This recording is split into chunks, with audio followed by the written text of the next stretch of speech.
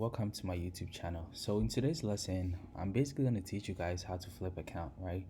How to take $200 to $1,000, how to take 1,000 to 2,000, whichever amount that you guys want. So basically in flipping account, it takes a lot of patience to flip your account, right? And why did I say it takes a lot of patience?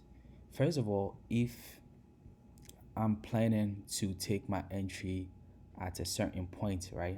Planning to take my entry at this side, and price hasn't gotten to this level, then there's no need of me trying to sell this right to this side before taking my move or before taking a buy position to the upside. Why am I saying this? For sure, we don't know for sure that price is gonna get to this side, right? But then we know for sure that if price should get to this side, then we have some type of level, right? Some type of resistance or any type of trading strategy that you use to predict market movement. So if I'm expecting price to reverse at this side, then what am I doing?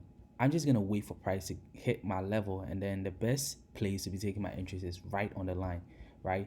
Most people wait for confirmation, but then if you actually want to flip your account, waiting for confirmation is not the best option. And why am I saying this? It's pretty simple. You wait for confirmation, right? Price drops, hits your level, and then I'm expecting price to go up. You take your entry at this side, and then price goes up. Fine.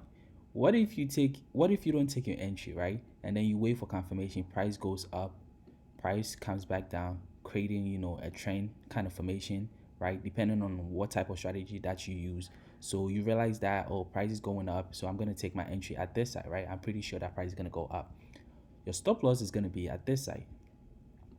And then you trying to flip your account, this massive drawdown might, end up blowing up your account. Or what if price doesn't go into your direction, price reverses?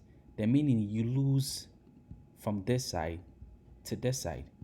And then for people that don't wait for confirmation before taking their trades, right? You always need to trust your analysis. If I know for sure that price is gonna hit my level and go up, then all that I'm risking is from this side to this side, right? So once price hit my level, once price gets to this level, then the best place to be taking my entries is right on the level, right?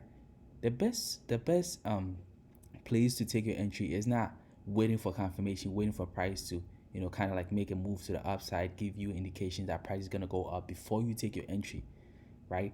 The best place to take your entry is right when the price hits your level. Because when the price hits your level and then you believe that on that level, price is going to do what? Go back up.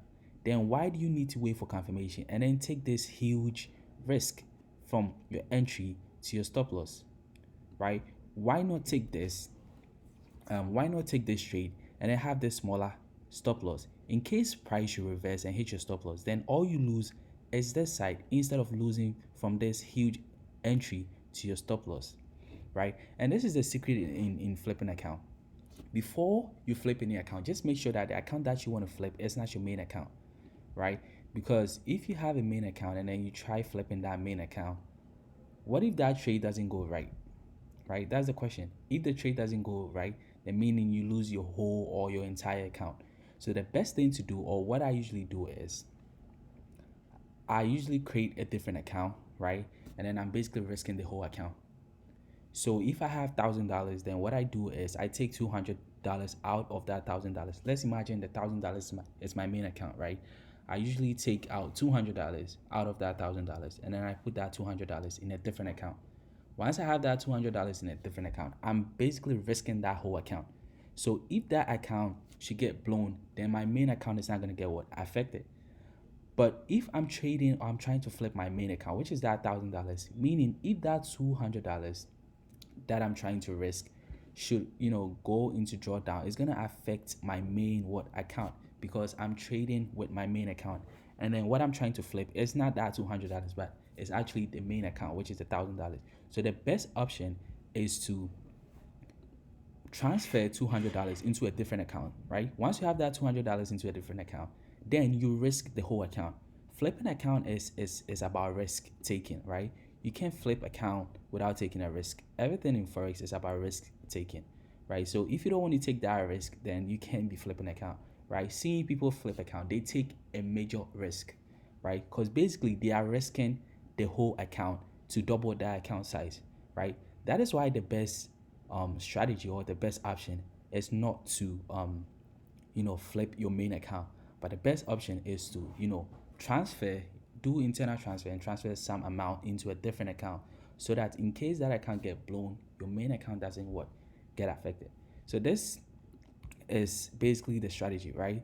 You have a different account, $1,000, you take out $200 into a different account, and then you look for a place to take your entry, right? You look for a place to take your entry, and then make sure your strategy is really good before you risk that entire account. If you're not really sure about the direction of that move, just don't take your account, right? And then, like I said, what I usually do is, imagine I have a $200 account. If I have a $200 account and I put in 1.00, right? If the broker should close my trade, then meaning I lose the whole 1.00 position, right?